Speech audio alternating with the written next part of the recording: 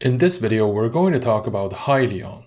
If you're considering about adding Hyliion shares in your portfolio, then please keep watching this video until the end, because it'll cover many of the factors that should be considered regarding buying, holding, or selling the shares. During this Friday's trading session, the stock opened at $11.07 and closed at $10.51.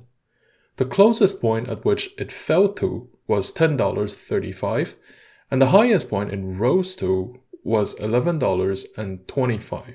Compared to the current price action, its 52-week low was $7.69, and the 52-week high was $58.66. The current trading volume of Hyliion is 4 million shares, compared to the average volume of 4.9 million shares. So, in terms of the volume, currently there is a decrease of 22% in terms of number of shares traded among investors. The short-term market trend of Hyliion is that it is trying to recover from higher grounds. Recent lows have been less significant, which may be a sign of trend reversal. The long-term trend of Hyliion remains negative for now, and we have yet to see more significant price recoveries for me to believe that Hyliion is ready to get back to a bullish trend. Some caution is therefore advised. From the price action patterns, it would be up to you to determine if the stock still has enough steam to go upward regardless of the company's fundamentals. Now, let's take a look at the market capitalization of the company. It represents how much the company is worth in the eyes of investors at the current point. The market cap of Hyliion followed the trend of a lot of high-tech and EV companies. From the market cap of $865 million in 2019, the company is now worth $1.9 billion. That being said, it's down significantly from its peak during 2020 at $2.9 billion at one point. Another outside signal that deserves our attention is the total number of shares outstanding. Generally speaking, if the number of shares keeps increasing, then it suggests that a company is selling the equity to keep the ship afloat. In terms of its shares outstanding, the number of shares almost doubled between 2019 and 2020, which is understandable given the historical high of Hyliion shares at the time. Selling shares would prove to be a very useful tactic to gain a lot of cash for the company regarding the equity sale. Going forward, we may not see the same level of equity sale. On one hand, the company has a lot of cash reserves.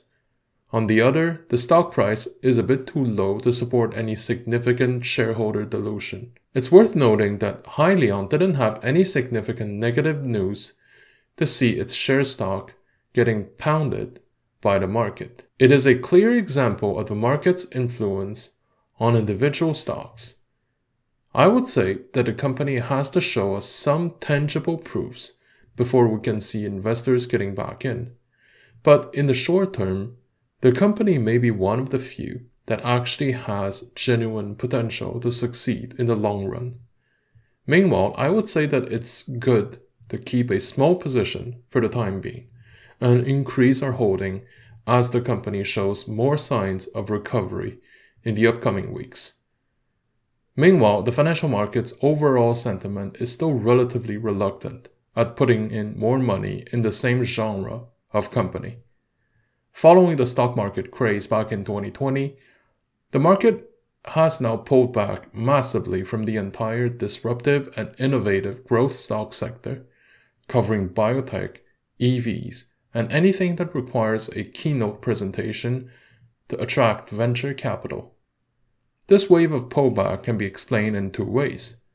The market needed niches to park their capital back in 2020 to avoid getting heavy losses. And since the stock price of those companies increased multifold, many of them decided to lock in the profits and didn't mind the massive sell-offs that it would initiate. The second reason was because the market began to realize how overly exposed investors have become to the growth stocks. These are the reasons why the stock ultimately collapsed for so many companies that everyone was talking about. In the current circumstances, the recommended approach is to be careful when buying stocks. On one hand, the stock may be able to climb back on its own when the operations start to carry the stock price. On the other, the stock may simply increase because it felt low enough. This means that at current market settings, we need to tread the water carefully regarding buying stocks.